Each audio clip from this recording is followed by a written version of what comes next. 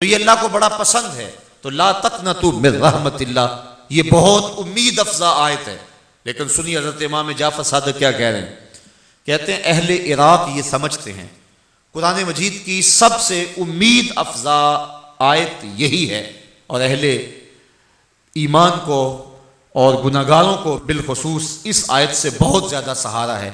लेकिन फरमाया कि यह बात दुरुस्त है, लेकिन हम अहले बैत नबूवत ये समझते हैं कुरान मजीद की सबसे उम्मीद वाली आयत यह है वाला सौफा योती का रब्बो का फतर दुआ, ए महबूब आपका रब आपको इतना देगा कि आप राज़ी हो जाएंगे। इमाम जाफ़र सादिक़ कहते हैं चूँकि हम हुजूर के मिजाज को समझते हैं और हुजूर का मिजाज ये है कि उतनी देर तक राज़ी नहीं होंगे जब तक सारी उम्मत बख्शी ना गई, इसलिए हम समझते हैं कि कुरान मजीद की सबसे उम्मीद अफजा जो आयत है वो ये है वाला सौफा योती का रब्बो का फतर दुआ। बल्कि इमाम कुर्तबी ने लिखा जब ये आयत करीमा नाजुल हुई तो हुजूर ने फरमाया वल्लाहि इज़्ज़ल्ला व अर्दा, अल्लाह की कसम फिर मैं तो राज़ी नहीं होऊंगा। रब ने कहा महबूब मैंने तुझे राज़ी करना है, तो महबूब कहते हैं अल्लाह की कसम फिर मैं तो राज़ी नहीं होऊंगा जब तक मेरी उम्मत का एक एक गुनाहगार ना बख्शा गया। बल्कि हुजूर ने फरमाया मेरे अल्लाह ने मुझे इख्तियार दिया दो चीज़ों को, एक को इख्तियार करने का, या तो आधी उम्मत बगैर हिसाब के जन्नत में भेज देंगे और आधी उम्मत का हिसाब लेंगे, या तो इस बात को कबूल कर लो और या फिर यह है कि हक़ शफ़ाअत ले लो। तो हुजूर फरमाते हैं कि मैंने आधी उम्मत वाला सौदा नहीं किया, मैंने हक़ शफ़ाअत ले लिया। मतलब तो आप समझ गए हैं कि हुजूर ने हक़ शफ़ाअत क्यों लिया, इसलिए कि हुजूर चाहते थे कि मैं सब की सिफारिश करके तमाम को जन्नत में ले जाऊँगा। वो एक दिन कोई नात खां पढ़ रहा था किसी महफिल में कि वो अपना मुकदमा कभी भी हार नहीं सकता, जिसका मफहूम यह था कि वो अपना मुकदमा कभी भी नहीं हार सकता जिसके हुजूर वकील हो। तो बज़ाहिर बड़ा खूबसूरत शेर है, लेकिन मैंने टोक दिया, मैंने कहा कि नहीं हुजूर हमारे वकील नहीं हैं। चूँकि वकील जो होता है वो कहता है कि ये यहाँ वकील, चूँकि मुकदमे की बात है, वकील बमाना एडवोकेट, जो वकील बमाना निगाहबान है ये उस माना में यहाँ शायर इस्तेमाल नहीं कर रहा, वो मुकदमे की बात कर रहा है, तो फिर वकील इसी माना में है। तो मैंने कहा जो वकील होता है वो कहता है कि अपने जज को कि मेरे मुवक्किल ने ये जुर्म नहीं किया लिहाजा इसे छोड़ो, और अगर जुर्म साबित हो जाए तो फिर सज़ा पक्की होती है। तो हुजूर हमारे वकील नहीं है, हुजूर हमारे शफी हैं। वकील कहता है मेरे मुवक्किल ने ये जुर्म नहीं किया लिहाजा छोड़ दो, और शफी कहता है सब कुछ किया है मेरा आना देख लो। हुजूर वकालत नहीं करेंगे, शफाअत फरमाएंगे। पेश हक मुजदा शफाअत का सुनाते जाएंगे, आप रोते जाएंगे हमको हंसाते जाएंगे। वुसअतें दी हैं खुदा ने दामने महबूब को, जुर्म खुलते जाएंगे और वो छुपाते जाएंगे। फरमाया शफाअती ले अहलिल कबाइर मिन उम्मती, मैं उम्मत के बड़े बड़े गुनाहगारों की शफाअत करूंगा। इब्ने अबी दुनिया ने एक रिवायत नकल की है जिसका नाम है हदीसे बताका। बताका अरबी में कहते हैं कागज़ के टुकड़े को। हुजूर हशर के मैदान में एक नूरी मिंबर पर बैठे होंगे कि एक शख्स को फरिश्ते घसीट करके जहन्नम की तरफ ले जा रहे होंगे। तो जब हुजूर के करीब से वो शख्स गुजरने लगेगा तो उसकी नज़र हुजूर के चेहरे पर पड़ जाएगी, तो बेसाख्ता पुकार उठेगा या रसूल अल्लाह सल्लल्लाहु अलैहि वसल्लम। हम ये बार बार जो नारा लगाते हैं ना या रसूल अल्लाह, इसका एक मकसद ये भी है कि ये नारा पक जाए और उस खौफ के आलम में भी जुबान से या रसूल अल्लाह निकले। और जब हुजूर का नाम जब लबों पे आ गया तो फिर अल्लाह की रहमतें नाजिल हो जाएंगी और अल्लाह का करम नाजिल हो जाएगा। तो बेसाख्ता वो शख्स पुकारेगा या रसूल अल्लाह। तो हुजूर अलैहिस्सलाम जब उसको देखेंगे तो सुनिए हुजूर ने क्या इरशाद फरमाया। फरमाया मैं उसकी तरफ इतनी तेज़ी से बढ़ूंगा मिंबर से उठ करके उसको फरिश्तों से छुड़ाने के लिए कि मेरे ऊपर जो चादर होगी मेरे पास उस चादर को संभालने का वक्त भी नहीं होगा, और इतनी तेज़ी से मैं दौड़ रहा हूँगा कि चादर का एक कोना मेरे कंधे पे और दूसरा कोना ज़मीन पे घसीट रहा होगा। ये हुजूर ने हैत बयान फरमाई। और इस हालत में जाके हुजूर फरिश्तों को रोकेंगे कि इसको जहन्नम की तरफ क्यों ले जा रहे हो। तो फरिश्ते अर्ज़ करेंगे कि हमने नामा अमाल तोला है तो इसकी नेकियां जो हैं वो थोड़ी हैं और उसके गुनाह ज़्यादा हैं, लिहाजा हम इसको इसलिए जहन्नम में ले जा रहे हैं। तो हुजूर फरमाएंगे कि इसका नामा अमाल दोबारा तोला जाए।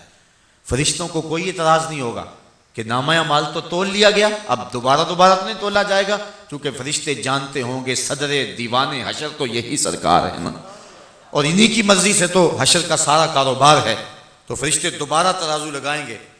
तो जब उस पे उसके नामा अमाल को रखा जाएगा तो वाकई उसके गुनाहों वाला पलड़ा जो है वो भारी होगा और नेकियों वाला पलड़ा हल्का होगा। तो वो फिर परेशान हो जाएगा। हुजूर अलैहिस्सलाम एक कागज़ का टुकड़ा निकालेंगे, जिसकी वजह से इस हदीस को मुहद्दिसीन हदीस बताका कहते हैं। तो वो जाके उसके नेकियों वाले पलड़े में रख देंगे, और जब नेकियों वाले पलड़े में वो कागज़ का टुकड़ा आएगा तो वो पलड़ा उठ के ऊपर चला जाएगा। ये दुनिया के ऊपर जो तराजू भारी होता है वो पलड़ा नीचे होता है, लेकिन जो वो मीज़ान हशर है उसका मामला बरक्स है। जो पलड़ा भारी होता है वो ऊपर उठता है, चूँकि नेकियों की जो उठास है और नेकियों का जो रुख है वो नूर है और उसका ऊपर की तरफ है, तो वो पलड़ा जो है वो भारी होकर ऊपर उठ जाएगा। तो फरिश्ते कहेंगे कि बस ठीक है, अब ये जन्नत का राही है। तो वो हुजूर पे 100 जान से कुर्बान होता जाएगा और अर्ज़ करेगा, मेरे महबूब ये कौन सा अमल था कि जो आपने डाल दिया और मेरे नामा अमाल के अंदर इतना वज़न पैदा हो गया।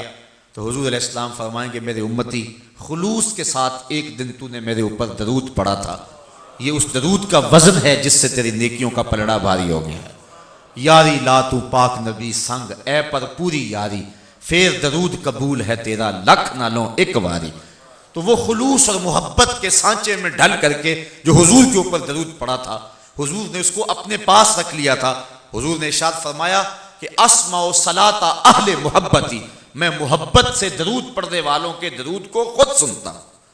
हज़रत अबू दरदा से रिवायत है और ये अबू दाऊद शरीफ के अंदर मौजूद है। हुजूर ने जुमे के दिन कसरत के साथ दरूद पढ़ने की तरगीब दी। तो हज़रत अबू दरदा रज़ियल्लाहु ताला अन्हु फरमाते हैं कि मैंने हुजूर से अर्ज़ की कि हुजूर जब आप इस दुनिया से चले जाएं तो क्या हम फिर भी दरूद के सिलसिले को जारी रखें। तो हुजूर ने जो इरशाद फरमाया, ये कुतुब सिहा में से है, अबू दाऊद शरीफ और इब्ने माजा शरीफ। तो उसमें रिवायत है इब्ने माजा शरीफ की कि हुजूर ने फरमाया, हाँ बाद में भी दरूद का सिलसिला जारी रखना, और साथ फरमाया इन्नल्लाह हर्रमा अलल अर्द अन ताकुला अजसादल अंबिया फनबियुल्लाह हय्युन युरज़क, अल्लाह ने मिट्टी पर हराम कर दिया है कि वो नबियों के जिस्मों को खाए। नबी कब्रों में जिंदा होते हैं और उनको रिज़्क भी दिया जाता है। तो इसलिए हुजूर की ज़ात पर खुलूस और मोहब्बत के साथ जो दरूद पढ़ा जाए उसकी बरक़ात हासिल होती हैं। तो हुजूर इतनी तेज़ी के साथ उसकी तरफ बढ़ेंगे कि उस शख्स को जो है वो हुजूर फरिश्तों से छुड़ाएंगे और फिर आका करीम उसको जन्नत की राहों का मुसाफिर बना देंगे। तो ये है हुजूर अलैहिस्सलाम का नाजुक दिल जो उम्मत के लिए धड़कता है, और उम्मत परेशान हो तो हुजूर बेताब हो जाते हैं। यार उम्मती तो उम्मती हुए। बदर के 70 कैदियों को जब सख्त रस्सियों से बांध दिया गया मस्जिद नबवी के सुतूनों के साथ, तो हुजूर अलैहिस्सलाम जो हैं वो रात को मस्जिद नबवी के अंदर कभी हुजरा से बाहर आते हैं और कभी फिर हुजरे में चले जाते हैं। हज़रत बिलाल हबशी कहते हैं कि मैंने हुजूर की बेचैनी और इज़्तिराब देखा। मैंने अर्ज़ की, हुजूर आप क्यों बेचैन हैं? तो हुजूर की आंखों में आंसू से उमड़ आए और फरमाया कि ये इनको सख्त रस्सियों के साथ बांधा गया है, जिससे जहाँ रस्सियाँ बांधी गई हैं वहाँ इनको तकलीफ़ हो रही है। तो हुजूर अलैहिस्सलाम ने फरमाया कि इनकी रस्सियाँ ढीली कर दो, मुझे नींद नहीं आ रही, मुझे चैन और करार नहीं आ रहा है। फिर उन कैदियों की रस्सियों को ढीला किया गया तो हुजूर को चैन आया और हुजूर को करार आया। साहिबो, जो दुश्मन के हाथों में बंधी हुई रस्सियों की जकड़न से भी तकलीफ महसूस करता है, वो कैसे गवारा करेगा कि मेरा उम्मती जहन्नम में जले। इसलिए हम उम्मती बन के दिखाएं। हुजूर नबी रहमत सल्लल्लाहु अलैहि वसल्लम से यकीनन नहीं देखा जाएगा कि मेरा उम्मती जहन्नम की आग में जले। और हुजूर के वो सजदे जो हशर के मैदान में होंगे कुतुब सिहा के अंदर मौजूद हैं कि अल्लाह ताला फरमाएगा, महबूब सर-ए-नवर उठाओ, जैसा कहोगे वैसा कर लेंगे। तो अल्लाह ताला की बारगाह में हुजूर यही करेंगे, रब्बे हबली उम्मती उम्मती, ऐ अल्लाह मेरी उम्मत, ऐ अल्लाह मेरी उम्मत। अल्लाह फरमाएगा, महबूब जा, जिसके सीने में राई के दाने के बराबर भी ईमान है मैंने उसकी भी मगफरत की। तो हुजूर फिर सजदे में सर रख देंगे और अल्लाह ताला फिर फरमाएगा, महबूब सर उठा। तो हुजूर फिर उम्मती उम्मती कहेंगे तो अल्लाह फरमाएगा महबूब जिसके सीने